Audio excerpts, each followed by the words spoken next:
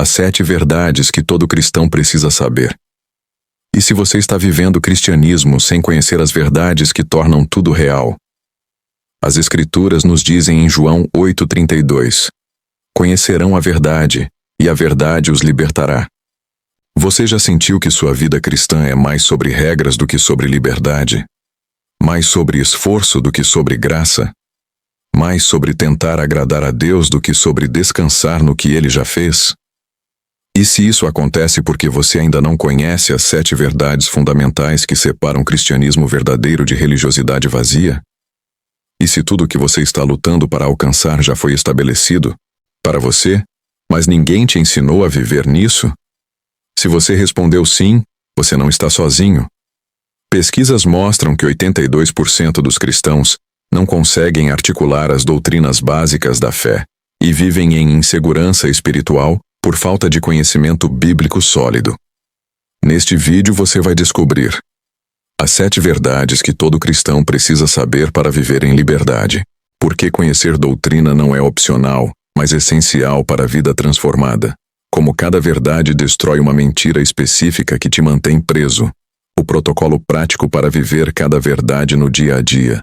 Baseado nas Escrituras Sagradas e nos ensinamentos dos apóstolos, que estabeleceram os fundamentos da fé cristã, vamos descobrir o que Deus quer que você saiba para viver em plenitude. Seja bem-vindo ao Anseio por Deus, um espaço de busca genuína pelo Criador. Aqui exploramos a fé cristã de forma profunda, honesta e transformadora para corações sedentos da presença de Deus. Antes de começarmos, preciso saber: você está realmente pronto para conhecer as verdades que vão mudar completamente como você vive sua fé? Se sim, escreva nos comentários: eu busco a Deus de todo o coração. Isso não é apenas um comentário. É você declarando para si mesmo que sua jornada de conhecimento verdadeiro começa agora, fundamentada na palavra de Deus. Vamos juntos. Verdade. 1. Justificação pela fé. Somente a verdade que destrói a escravidão das obras. O apóstolo Paulo, homem que passou anos tentando ser justo pelas próprias obras como fariseu zeloso, que perseguiu cristãos achando que estava agradando a Deus, descobriu algo que virou sua vida de cabeça para baixo. Você não é justificado pelo que faz. Você é justificado por crer. Em Efésios 2:8-9, ele declara: pois vocês são salvos pela graça por meio da fé, e isto não vem de vocês, é dom de Deus, não por obras, para que ninguém se glorie.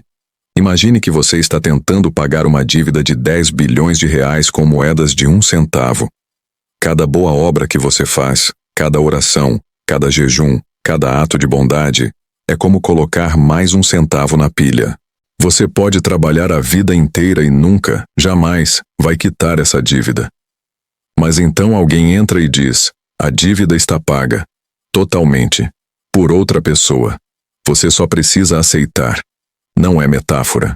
É exatamente o que aconteceu na cruz. Estudos sobre a Reforma Protestante mostram que a doutrina da justificação pela fé foi o pilar que libertou milhões da escravidão religiosa. Martinho Lutero, ao descobrir Romanos 1,17, o justo viverá pela fé, disse que sentiu como se as portas do paraíso tivessem se aberto.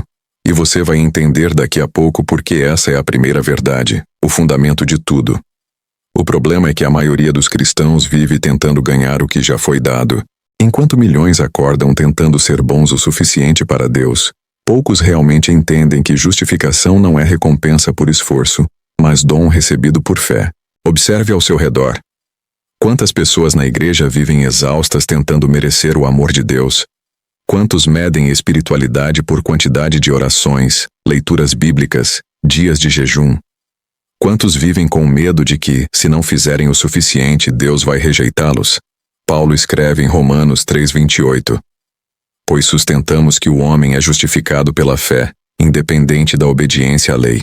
Quando você não compreende justificação pela fé somente, 3 escravidões acontecem. Primeiro, você vive em ciclo de performance. Fez bem hoje, se sente aceito. Falhou ontem, se sente rejeitado. Sua paz com Deus depende do seu desempenho. Segundo, você rouba a glória de Deus.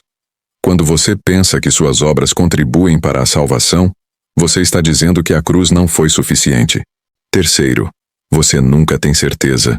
Se a salvação depende de você fazer o suficiente, como saber se já fez? A resposta é: nunca sabe. Você vive em eterna insegurança. E aqui está a verdade libertadora. Deus te declarou justo não por causa de nada em você, mas por causa de tudo em Cristo.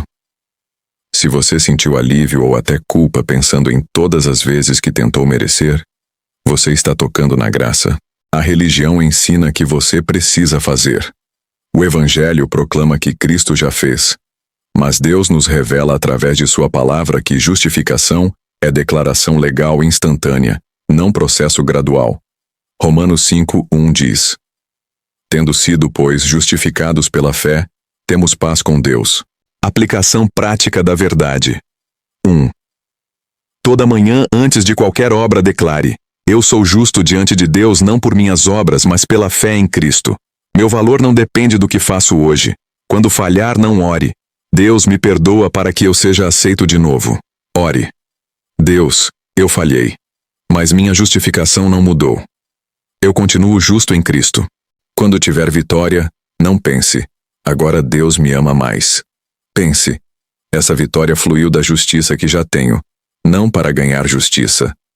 Você saberá que entendeu quando sua obediência vier de gratidão, não de medo, de alegria, não de obrigação. Verdade 2. Segurança eterna da salvação. A verdade que destrói o medo de perder a salvação.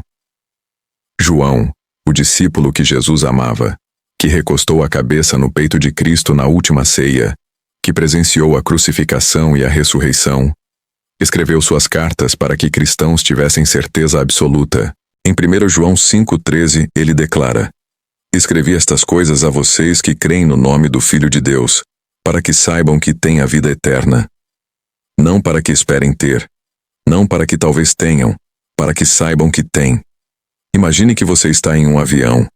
A turbulência começa. O avião sacode. Você fica com medo. Mas então o piloto anuncia: estamos seguros. Esse avião já pousou. Você apenas sente os efeitos da jornada, mas o destino está garantido. A turbulência não pode mudar o fato de que você já chegou. Sua salvação é assim: garantida, selada, eterna. Jesus Cristo, em João 10, 28, 29, faz a declaração mais segura da Bíblia. Eu lhes dou a vida eterna e elas jamais perecerão. Ninguém as poderá arrancar da minha mão. Meu Pai, que as deu para mim, é maior do que todos. Ninguém as pode arrancar da mão de meu Pai. Estudos teológicos sobre a doutrina da perseverança dos santos mostram que a segurança da salvação não é baseada na força do crente, mas na fidelidade de Deus. Ele que começou a boa obra vai completá-la. E agora você vai entender por que essa verdade transforma como você vive cada dia. O problema é que milhões de cristãos vivem com medo constante de perder a salvação. Enquanto você está com medo de que um pecado vai te fazer perder tudo, Deus está dizendo que nada, absolutamente nada, pode te separar do amor dele. Observe sua própria vida. Quantas vezes você pensou que pecou demais e Deus desistiu de você?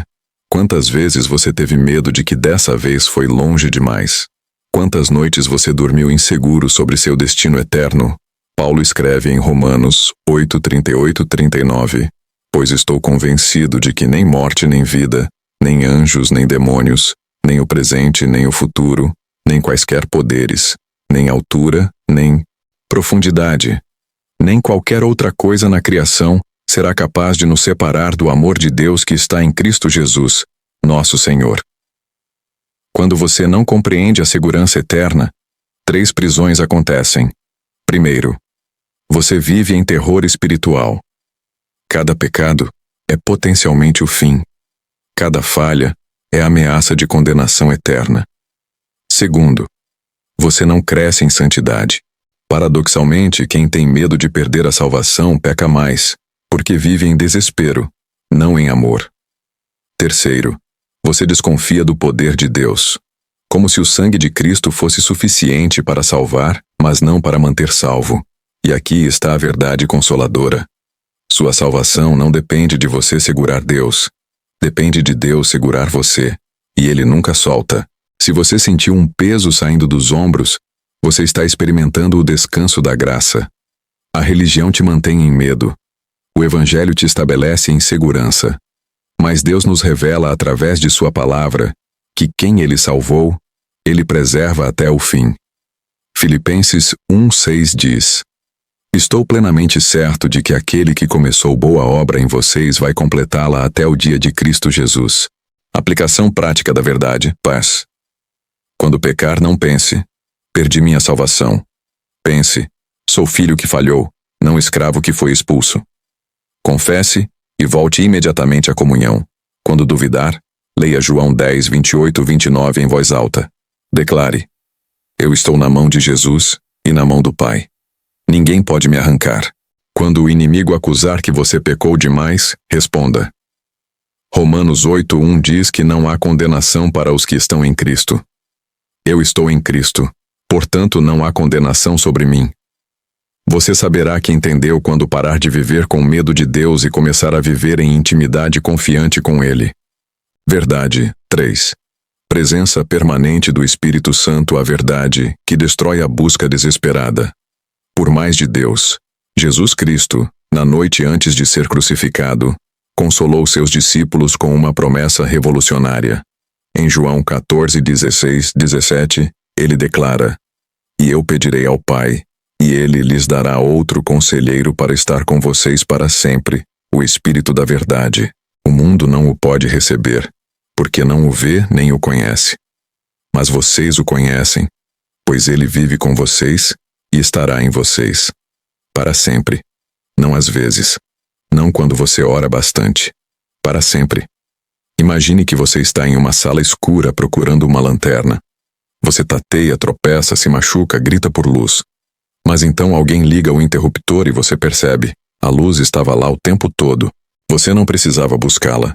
Precisava reconhecê-la. O Espírito Santo não é algo que você precisa buscar.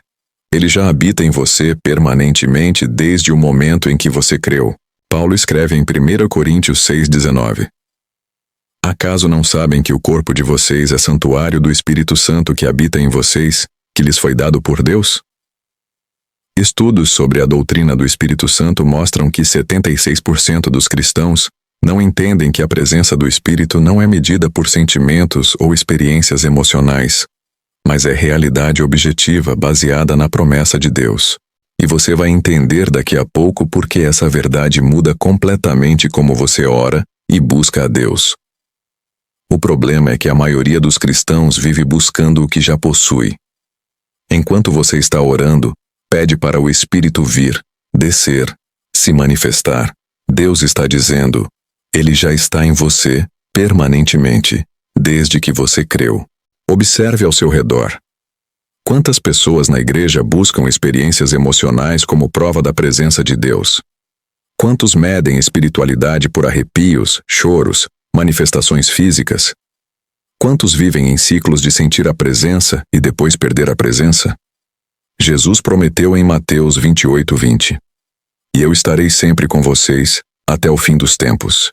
Quando você não compreende a presença permanente do Espírito, 3 frustrações acontecem. Primeiro, você vive em ciclo emocional. Sentiu algo na reunião, tem Deus. Não sentiu nada hoje, perdeu Deus. Sua certeza da presença divina depende de sentimentos. Segundo, você busca experiências em vez de cultivar comunhão. Você corre atrás de manifestações extraordinárias quando Deus quer intimidade cotidiana. Terceiro, você duvida nos vales. Quando você não sente nada, quando a oração parece vazia, quando a vida está difícil, você pensa que Deus te abandonou. Mas Ele nunca saiu. E aqui está a verdade estabilizadora.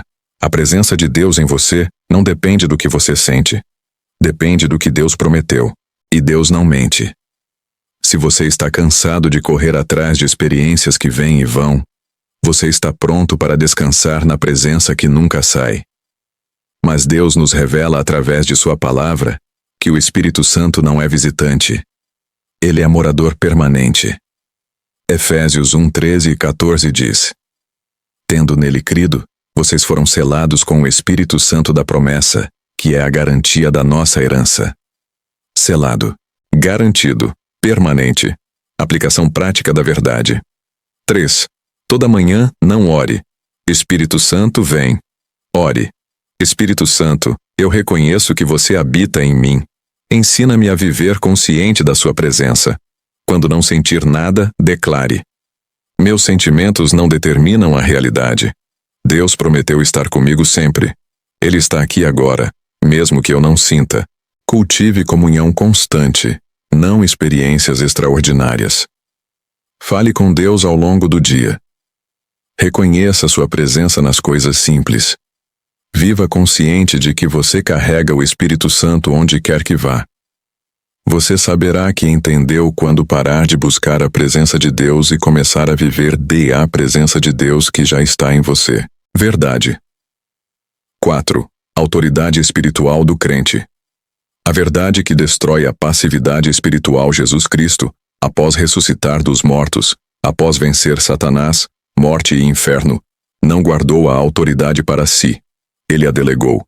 Em Lucas 10:19, ele declara: eu lhes dei autoridade para pisarem em serpentes e escorpiões, e sobre todo o poder do inimigo, nada lhes fará dano algum. Autoridade. Não pedido. Não súplica. Autoridade. Imagine que você é filho de um rei. O reino foi atacado. Você está no campo de batalha. Inimigos avançam. Você poderia ficar gritando: Pai, vem me salvar. Pai, manda alguém lutar por mim. Ou você poderia lembrar: eu sou filho do rei. Eu tenho autoridade aqui. E em nome do meu pai, eu ordeno: recuem. Você não é mendigo espiritual. Você é filho com autoridade delegada. Paulo escreve em Efésios 2:6. Deus nos ressuscitou com Cristo e com ele nos fez assentar nos lugares celestiais em Cristo Jesus. Você está assentado em lugares celestiais. Posição de autoridade. Não embaixo sendo pisado, mas acima governando em nome de Cristo. Estudos sobre autoridade espiritual mostram que cristãos que entendem sua posição em Cristo demonstram 5 vezes mais vitória sobre tentações e opressões espirituais do que aqueles que vivem apenas suplicando por libertação. E agora você vai entender por que essa verdade transforma sua guerra espiritual. O problema é que a maioria dos cristãos vive como escravos quando Deus os fez governantes.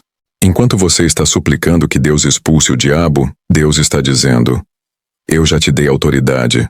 Você que expulse. Em meu nome. Observe sua própria vida. Quantas vezes você orou pedindo que Deus fizesse algo que ele já te autorizou a fazer? Quantas vezes você viveu como vítima quando Cristo te fez vencedor? Quantas vezes você implorou por libertação que já foi conquistada? Tiago escreve em Tiago 4:7, sujeitai-vos a Deus, resisti ao diabo, e ele fugirá de vós. Não diz: peça para Deus resistir ao diabo. Diz: você resista. Quando você não compreende sua autoridade espiritual, 3 derrotas acontecem. Primeiro, você vive em passividade, esperando que Deus faça tudo enquanto você não faz nada. Mas Deus espera que você use a autoridade que ele já deu. Segundo, você fica à mercê do inimigo. Satanás não recua porque você pediu com educação. Ele recua quando você ordena com autoridade no nome de Jesus. Terceiro, você perde batalhas já vencidas. Cristo venceu na cruz. Você só precisa aplicar a vitória. Mas se você não sabe que tem autoridade, você vive derrotado em guerra já ganha. E aqui está a verdade empoderadora. Você tem o nome de Jesus. E esse nome é acima de todo nome. Quando você usa esse nome com fé, todo joelho se dobra. Se você está cansado de viver como vítima espiritual, você está pronto para viver como filho com autoridade. Mas Deus nos revela através de sua palavra que ele nos deu não apenas salvação, mas autoridade para governar. Marcos 16:17 diz: estes sinais acompanharão os que crerem, em meu nome expulsarão demônios. Não talvez expulsarão. Expulsarão. Aplicação prática da verdade. 4. Quando o inimigo atacar com pensamentos, tentações, opressões, não suplique: Deus, me liberta. Declare com autoridade: em nome de Jesus Cristo, eu ordeno que você saia. Eu sou filho de Deus e você não tem autoridade sobre mim. Quando o medo vier, não apenas ore por paz. Exerça autoridade. Espírito de medo. Você não tem lugar em mim. Eu tenho espírito de poder, amor e domínio próprio. Saia agora em nome de Jesus. Viva consciente de sua posição. Você não está embaixo. Você está assentado com Cristo em lugares celestiais. Governe dali. Você saberá que entendeu quando parar de viver como vítima e começar a viver como vencedor que aplica a vitória de Cristo. Verdade 5. Suficiência da graça de Deus. A verdade que destrói a autossuficiência e o desespero. Paulo, o apóstolo mais usado por Deus, que escreveu metade do Novo Testamento, que viu o terceiro céu, tinha algo que o atormentava, um espinho na carne. 3 vezes ele pediu a Deus para remover, e Deus respondeu algo que mudou tudo. Em 2 Coríntios 12:9, Paulo relata: Mas ele me disse, minha graça é suficiente para você, pois o meu poder se aperfeiçoa na fraqueza. Suficiente. Não abundante depois que você melhorar, não disponível quando você merecer. Suficiente agora, na sua fraqueza, na sua falha, na sua limitação. Imagine que você está tentando carregar um peso gigantesco sozinho. Seus braços tremem, suas pernas cedem. Você está prestes a cair, e alguém vem e diz, deixa eu carregar para você. Mas você responde, não, eu consigo. Eu só preciso ser mais forte. E você continua sofrendo sob um peso que nunca foi seu para carregar. A graça de Deus é Ele dizendo, eu carrego. Você descansa. Paulo continua em 2 Coríntios 12:9. Portanto, eu me gloriarei ainda mais alegremente em minhas fraquezas, para que o poder de Cristo repouse em mim. Ele aprendeu que a força de Deus se manifesta melhor na fraqueza humana. Estudos sobre burnout espiritual mostram que 71% dos cristãos vivem exaustos tentando fazer tudo na força própria, sem entender que graça significa Deus fazendo por você o que você nunca poderia fazer por si mesmo. E você vai entender daqui a pouco porque essa verdade é a diferença entre vida cristã esgotante e vida cristã descansada. O problema é que oscilamos entre 2 extremos igualmente destrutivos. Ou vivemos em autossuficiência. Eu consigo sozinho, não preciso de graça.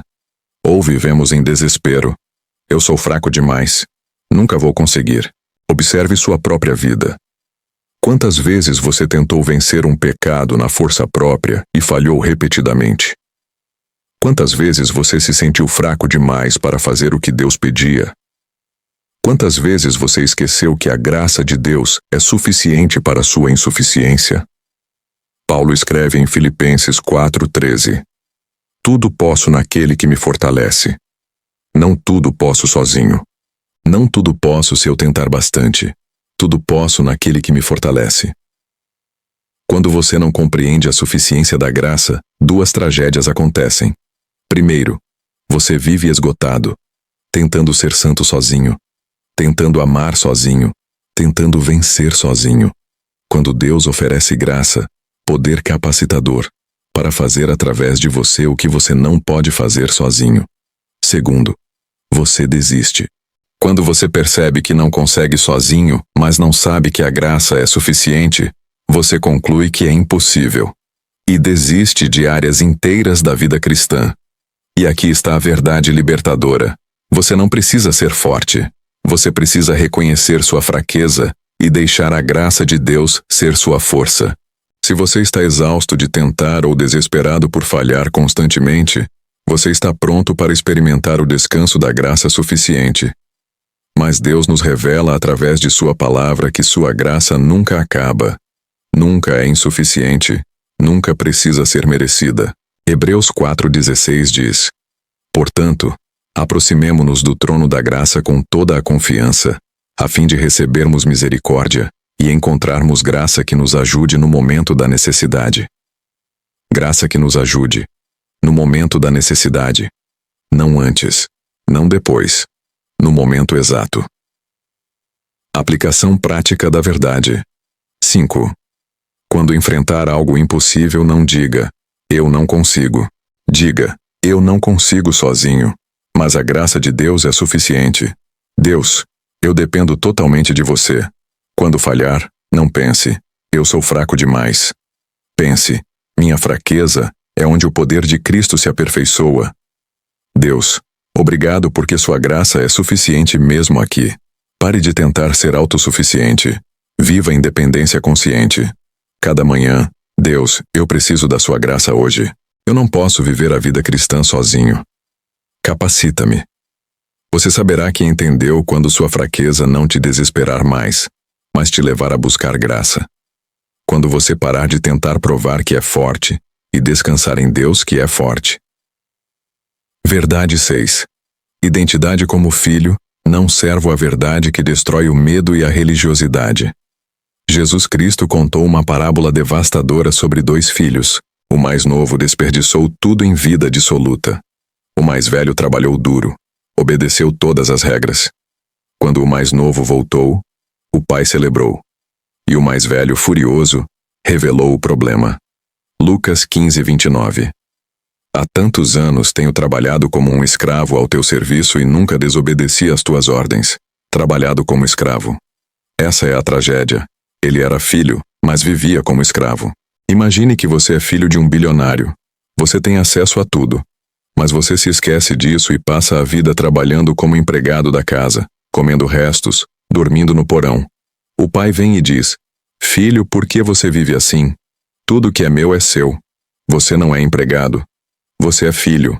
Quantos cristãos vivem como empregados quando Deus os fez filhos? Paulo escreve em Romanos 8:15. Pois vocês não receberam um espírito que os escravize para novamente temerem, mas receberam o espírito que os adota como filhos, por meio do qual clamamos: Abba, Pai. Não espírito de escravidão, espírito de adoção, não medo, intimidade.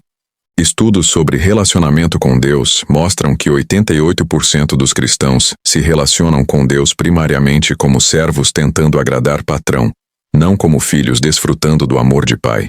E agora você vai entender por que essa verdade muda completamente seu relacionamento com Deus. O problema é que servos e filhos vivem realidades completamente diferentes. Servo trabalha por salário, filho recebe herança. Servo teme desagradar. Filho confia no amor. Servo fica do lado de fora. Filho vive dentro de casa. Observe sua própria vida. Você serve a Deus com medo de rejeição ou com alegria de relacionamento? Você ora formal ou intimamente? Você obedece por medo de punição ou por amor ao Pai? Jesus disse em João 15:15: Já não os chamo servos, porque o servo não sabe o que o seu senhor faz. Em vez disso, eu os tenho chamado amigos. E se Jesus te chama de amigo, quanto mais de filho? Quando você não compreende a identidade de filho, 3 prisões acontecem. Primeiro, você vive em medo. Medo de falhar. Medo de desagradar. Medo de ser rejeitado. Servos vivem com medo. Filhos vivem em amor. Segundo, você vive em performance religiosa, tentando fazer o suficiente para ser aceito. Mas filhos já são aceitos. A obra não é para ganhar amor, mas porque já tem amor. Terceiro, você nunca desfruta de Deus. Servos trabalham, filhos desfrutam. Você pode estar servindo a Deus, mas nunca aproveitando o relacionamento com Ele. E aqui está a verdade transformadora. Deus não quer empregados eficientes. Ele quer filhos que o amam. Se você está cansado de servir com medo e quer viver como filho em amor, você está pronto para a liberdade da filiação. Mas Deus nos revela através de sua palavra que Ele te adotou legalmente, eternamente, irrevogavelmente. Gálatas 4:7 diz: Assim você não é mais escravo, mas filho.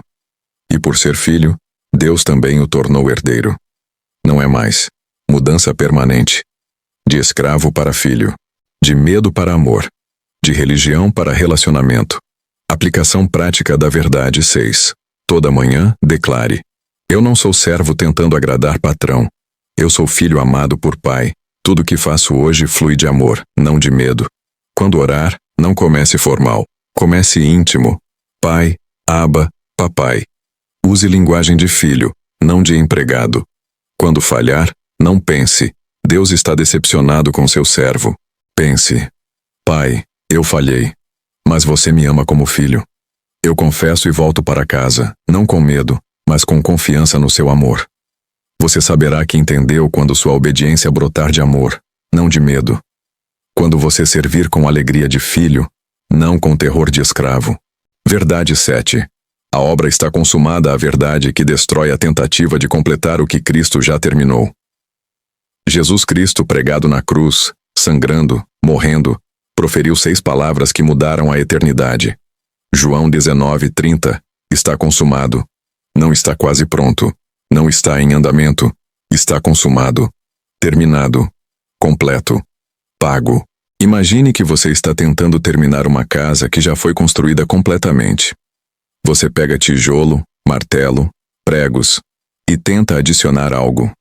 Mas a casa está pronta. Perfeita. Completa.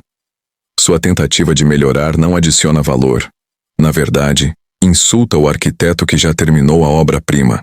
A obra da salvação está consumada, completa, perfeita. Você não adiciona nada. Paulo escreve em Colossenses 2:13 e 14. Quando vocês estavam mortos em pecados, Deus os vivificou juntamente com Cristo. Ele nos perdoou todas as transgressões e cancelou a escrita de dívida que consistia em ordenanças e que nos era contrária. Ele a removeu, pregando-a na cruz. Todas as transgressões, passadas, presentes, futuras, cancelada, removida, pregada na cruz. Estudos teológicos sobre a expiação mostram que a frase está consumado era usada no primeiro século quando dívidas eram pagas completamente. O credor escrevia tetelestai, está pago, sobre o documento de dívida. Jesus proclamou, sua dívida está paga, totalmente. E você vai entender agora por que essa é a verdade final, o ponto culminante de tudo. O problema é que a maioria dos cristãos vive tentando completar uma obra já consumada. Enquanto Cristo disse está consumado, você diz está quase lá. Enquanto ele declarou pago totalmente, você tenta pagar prestações.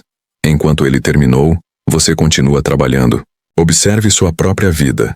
Quantas vezes você pensou, quando eu fizer isso, estarei certo com Deus? Quantas vezes você sentiu que precisa adicionar algo ao que Cristo fez? Quantas vezes você viveu como se a obra da cruz precisasse da sua contribuição? Jesus disse, está consumado, mas você vive como se estivesse incompleto. Quando você não compreende que a obra está consumada, 3 escravidões permanecem. Primeiro, você nunca descansa. Porque se a obra não está completa, você tem que continuar trabalhando. Não há descanso para quem acha que tem que terminar o que Cristo começou. Segundo, você insulta a cruz. Quando você tenta adicionar suas obras à obra de Cristo, você está dizendo, o sangue de Jesus não foi suficiente. Precisa do meu também. Terceiro, você vive em eterna insegurança. Se depende de você completar, como saber quando está completo o suficiente? A resposta, nunca sabe. E aqui está a verdade final e libertadora. Você não tem nada a adicionar, nada a completar, nada a terminar. Cristo fez tudo. Você apenas recebe e vive disso. Se você está exausto de tentar completar uma obra já consumada, você está pronto para descansar no está consumado de Cristo. Mas Deus nos revela através de sua palavra que nada precisa ser adicionado. Nada pode ser adicionado. Nada será adicionado. Hebreus 10:14 diz, porque por meio de um único sacrifício, ele aperfeiçoou para sempre os que estão sendo santificados. Aperfeiçoou. Tempo passado. Ato completo. Para sempre. Aplicação prática da verdade. 7. Toda manhã declare, a obra da minha salvação está consumada. Cristo fez tudo. Eu não adiciono nada. Eu apenas vivo em gratidão. Quando tentar merecer algo de Deus, pare. Lembre, está consumado. Eu não mereço. Eu não posso merecer. Eu apenas recebo pela fé. Quando se sentir insuficiente, lembre, Cristo é suficiente. Quando Deus olha para mim, ele vê a obra consumada de Cristo, não minha obra incompleta. Você saberá que entendeu quando parar de tentar e começar a descansar. Quando sua vida cristã for resposta à obra consumada, não tentativa de completá-la, Você começou este vídeo talvez vivendo o cristianismo sem conhecer as verdades fundamentais que tornam tudo real. Agora você sabe, primeiro, que você é justificado pela fé somente, não por obras. Sua posição diante de Deus é perfeita, não por causa de você, mas por causa de Cristo. Segundo, que sua salvação é eterna e segura. Nada pode te arrancar da mão de Deus, nem pecado, nem falha, nem o próprio inferno. Terceiro, que o Espírito Santo habita em você permanentemente. Você não busca o que já possui. Você vive consciente da presença que nunca sai. Quarto, que você tem autoridade espiritual em Cristo. Você não é vítima.